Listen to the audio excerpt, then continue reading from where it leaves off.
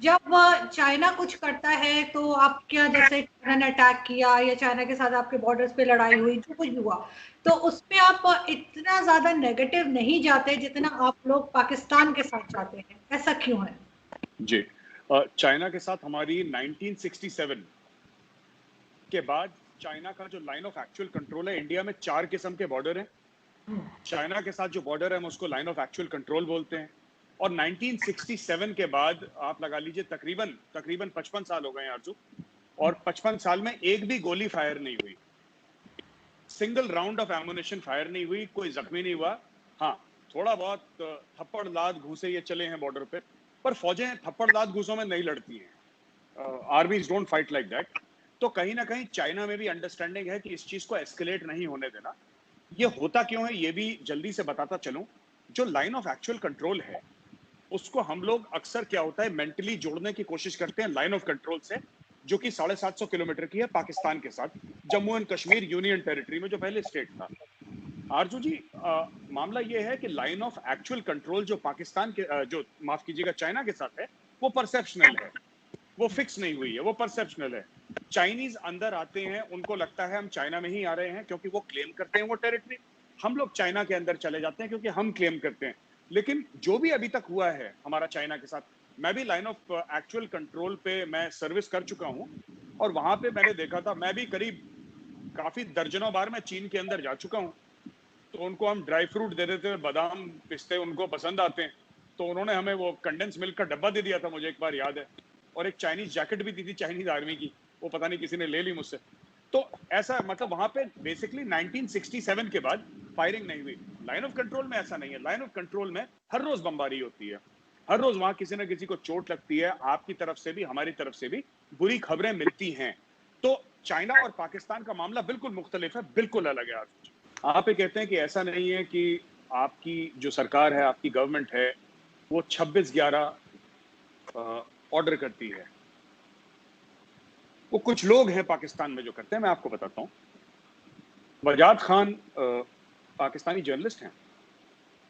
वजाद खान ने अपने इंटरव्यू में परवेज मुशर्रफ से बोला, परवेज मुशर्रफ ने खुद बोला कि कश्मीर में लड़ने के लिए हमने तंजीमें बनाई।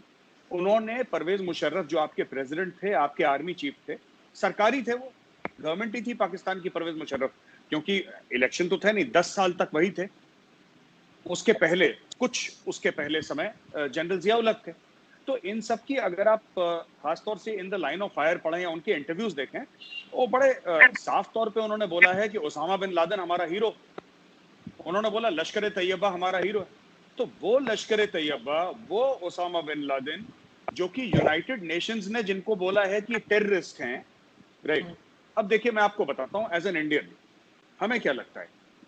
ऐसा है साहब कि हमें ऐसा लगता है कि हाफिज सईद को यूनाइटेड नेशंस ने टेररिस्ट उसको बोल दिया कि ये टेररिस्ट है।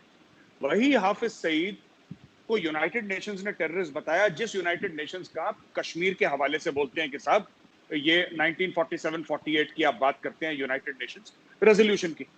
तो कहीं ना कहीं पाकिस्तान कुछ यूनाइटेड नेशंस की बातें मान लेता है और कुछ बातें नहीं मानता। अब मैं आपको बताता हूँ प्रॉब्लम कहां से आती है। अच्छा सर, मुझे एक बात मुझे आपको पता है ना, हाफिज सईद अभी किधर है? आपको पता है इस बात का? अभी हाफिज सईद किधर है? जी, मैं आपको एक बात बता देता हूँ सर। नहीं, मैं छोटी सी एक बात, बुरा ना बनाइएगा। हाफिज सईद का जिक्र किया ना, देखिए हाफिज सईद इस वक्त जेल में है। तो ऊपर एक उनके ऊपर हुकूमत पाकिस्तान ने, किसी और ने नहीं, हुकूमत पाकिस्तान ने उनको चार्ज किया है, उनको गिरफ्तार किया है और उनको जेल में भेज दिया है।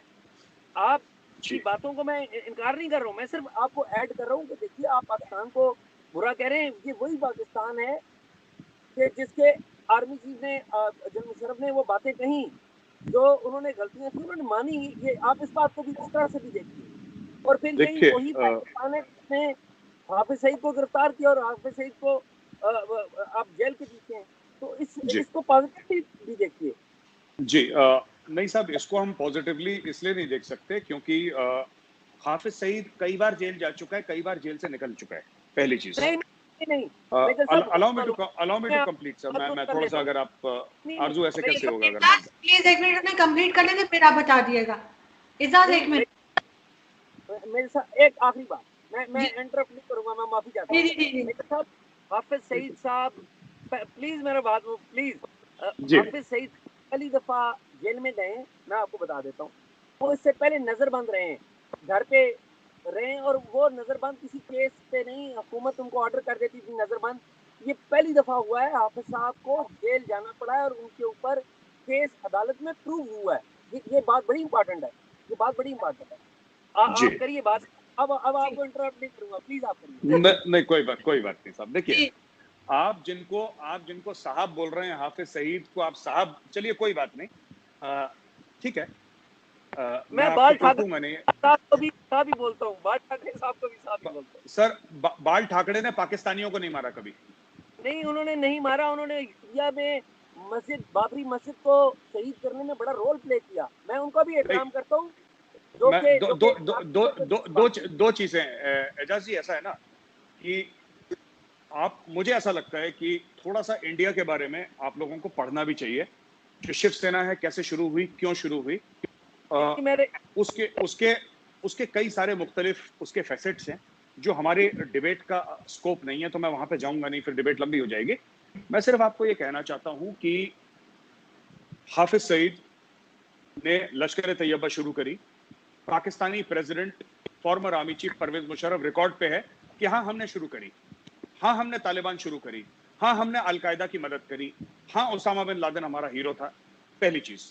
अब उन्होंने बोल दिया, क्योंकि वो दुबई में बैठे बैठे उन्होंने वजाद खान को इंटरव्यू दिया था। दुबई में बैठे बैठे, इंडिया में तो बोला नहीं उन्होंने, ये तो दुबई में बोला। मैं सिर्फ ये बात कहना चाहता हूं कि जो हिंदुस्तान में जो वैभव ने बात करी, अगर इंडिया में कोई कुछ करता भी है, ठीक है, आप जिसको कहते हैं हमारे राइट विंगर्स या जो भी आप उसको नाम देना चाहते हैं, मैं नहीं बोलूंगा, आप जो भी नाम देना चाहते हैं, किसी ने ये नहीं बोला कि हम जाके पाकिस्तान में बम फाड़ के ना पाकिस्तानियों को मार देते हैं। ठीक है, आज तक किसी ने बोला नहीं, क्योंकि हमारी जो पॉलिटिक्स है, हमारी सोच है, वो इंटरनल है, एक्सटर्नल नहीं। दूसरी चीज, ये मैंने पिछले वीडियो में भी बोला था, ये सब आपके पाकिस्तानी पंजाबी हैं, चाहे आप हाफिज सईद को ले लीजिए, मौलाना मसूद अजहर को ले लीजिए, ठीक है। ये कश्मीर में, आप कहते हैं ये जेल में है, चलिए आपने बोला साहब, मैंने आपकी बात मान ली, ये जेल में है, पर इनके भेजे हुए लड़के तो कश्मीर में हैं। इन्होंने फिर वहां पे दहशतगर्दी करनी है।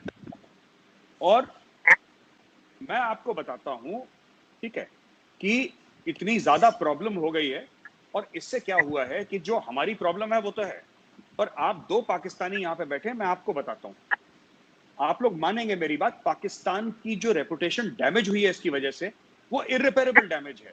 आज की तारीख में अगर अमेरिका आपसे बात कर रहा है, वो इसलिए नहीं कर रहा कि आप अमेरिका को कोई टेक्नोलॉजी एक्सपोर्ट कर रहे हैं, आप कोई बहुत बढ़िया चीज अमेरिका को दे रहे हैं, वो अमेरिका की मजबूरी है, क्योंकि पाकिस्तान से उसको पोर्ट बिन कासिम से लेकर तोरखम गेट का रास्ता मिलता है जाने का। जियो स्ट्रेटेजिक लोकेशन है पाकिस्तान का, जो अमेरिका की और बाकी फोर्सेस की मजबूरी है। पाकिस्तान एक न्यूक्लियर वेपन स्टेट है, जो कि गोरों को लगता है, और काफी हद तक मैं भी इसमें वो हूं कि मैं भी मानता हूं ये चीज कि अनस्टेबल है। अनस्टेबल क्यों कह रहा हूं मैं आपको? मुशर्रफ साहब के ऊपर जो अटैक हुआ था, परवेज मुशर्रफ के ऊपर जो अटैक हुआ था, वो पाकिस्तानी आर्म्ड फोर्सेस के लोगों ने करा था, अपने ही चीफ के ऊपर अटैक करा था, असैसिनेशन का। ये परवेज मुशर्रफ ने खुद बोला है अपने इंटरव्यू में, मैं उन्हीं को कोट कर रहा हूं। He said that my own people tried to kill me, not once but twice. 3 attempt हुए थे, 2 तो फौजियों ने ही करे थे। तो मेरा ये कहने का मतलब है कि अगर फौज में आपका इस लेवल का रेडिकलाइजेशन है, तो हमें क्या पता कि जो न्यूक्लियर वेपन्स एसेट्स को गार्ड कर रहे हैं, वो भी रेडिकल इस्लामिस्ट ना हो, जो तालिबान और अलकायदा की सोच रखते हो। जरूरी नहीं है वो काला मुंह पे मास्क पहन के कुछ करें। आखिरी बात जो मैं कहना चाहता हूं सर, कि जो पूरा पाकिस्तानी स्टेट कर रहा है, मुझे ऐसी कोई नफरत नहीं है, और पाकिस्तान में एक गलतफहमी भी है काफी, मेरे बारे में काफी मीडिया ने भी कवर करा है, काफी चैनल्स यूट्यूब, मुझे पाकिस्तान के ही दोस्त मुझे भेजते रहते हैं कि ये कह रहे हैं गौरव आर्य ने। देखिए, मैंने जब भी बोला है, मैं आपको बता देता हूं, मैंने कभी पाकिस्तानी सिविलियंस या नॉन कॉम्बैटेंट्स के लिए नहीं बोला। मैं जिनको जानता ही नहीं उनसे मैं नफरत कैसे कर सकता हूं? मैं तो जानता नहीं, मैं कभी पाकिस्तान नहीं गया, मतलब ऑफिशियली कभी नहीं गया पाकिस्तान, तो मैं कैसे नफरत कर सकता हूं जनाब? आप सोचें ना कि मैं आपको अगर जानता नहीं तो कैसे हो सकता है। लेकिन ये बात सही है कि जो पाकिस्तानी फौज है, जो पाकिस्तानी ISI है। लोग कहते हैं मुझसे कि मेजर साहब, मुझे ऐसा पाकिस्तानी कहते हैं कि आपने सोशल मीडिया पे आप बड़ा जहर उगलते हैं, ये करते हैं। मैंने बोला शुरुआत किसने करी? मैंने बोला आप बंद कर दो, मैं बंद कर दूंगा। आप मेरे ट्वीट्स देखें 5 अगस्त 2019 के पहले के ट्वीट्स देखें, और आप उसके, मैं आपको डेट बता रहा हूं, 5 अगस्त, जिस दिन 370 और 35 से कश्मीर से रिवोक करा था इंडियन पार्लियामेंट ने, उसके पहले के ट्वीट्स देखें और उसके बाद के ट्वीट्स देखें। अचानक 24 घंटे के अंदर आपको जमीन आसमान का फर्क दिखेगा। क्यों? क्योंकि आपके आसिफ गफूर साहब ने शुरुआत कर दी। हमें यह दुख हुआ कि हमारी गवर्नमेंट ने, क्योंकि हमारा जो ADGPI है, जो इंडियन आर्मी का जो पब्लिक इंफॉर्मेशन का सेल है, आप उनके ट्वीट देखें, उन्होंने कोई काउंटर नहीं करा। यही मेरी वैभव से बात हो रही थी और हमने बोला कि अगर हमारी सरकार नहीं करती तो हम लोग तो जिंदा है ना, हम करेंगे। तो हमने शुरू कर दिया। अब लोगों ने बोला कि नहीं, पहले ये लोग ये बोलते थे कि ये तो कुछ नहीं बोलते, इनको, इनके मुंह में जबान नहीं है, इनको कुछ आता नहीं करना। फिर जब हमने करना शुरू करा तो बोला मेजर लात बहुत मारता है, ये बात बहुत करता है मेजर इंडिया का। तो देखिए ये सब बातें हैं ना। मैं आपसे सिर्फ ये कह रहा हूं कि दहशतगर्दी पाकिस्तान से आती है हिंदुस्तान में, ये बात सच है। हाँ, कश्मीर में लोकल कश्मीरी भी हैं जो इसमें मुलव्विस हैं, ये कोई डिनाई नहीं कर सकता। आदिल अहमद डर जो सुसाइड बॉम्बर था पुलवामा का, वो लोकल कश्मीरी था, मैं आपको बता रहा हूं। तो ये कहना कि सारे के सारे पाकिस्तान से आते हैं, ऐसी बात नहीं है। लेकिन 1989 के पहले, जो कट ऑफ ईयर हम मानते हैं 1989, उसके पहले कश्मीर में फिल्मों की शूटिंग होती थी, टीवी सीरियल्स की शूटिंग होती थी।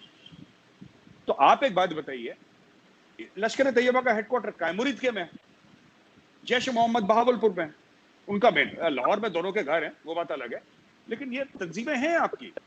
आपने जब जेल में डाला, आप कहते हैं आपने हाफिज सईद को जेल में डाला, आपने किस लिए जेल में डाला? कि इंडिया के खिलाफ टेररिज्म कर रहा है, कि आपने उस चार्ज पे जेल में डाला? अगर आपने उस चार्ज में जेल में डाला है, बाय द वे, अगर हाफिज सईद को कि तुमने हिंदुस्तान में टेररिज्म करी है, इसका मतलब पाकिस्तान मानता है कि उसका एक शहरी है जो कि इंडिया में टेररिज्म कर रहा है। या तो आप बोल दीजिए कि नहीं साहब, हमने उसको इंडिया के टेररिज्म के चार्ज में नहीं डाला, हमने तो अपने ही अंदरूनी कोई मसले थे जिसके चार्ज में उसको डाला। तो फिर हमें तो वो नहीं मिला ना, we did not get justice, हमें इंसाफ नहीं मिला। आपको को अंदरूनी मामले में हो सकता है उसने जेब काट ली, हो सकता है कुछ स्मगलिंग कर लियो या दहशतगर्दी कर लियो, कुछ भी XYZ कराओ, आपने हिंदुस्तान के मामले में तो नहीं करा। और अगर करा है तो आप बोलिए कि साहब ये पाकिस्तान का शहरी है, इसने हिंदुस्तान में बम धमाके करे, इसने हिंदुस्तानी शहरियों को मारा है।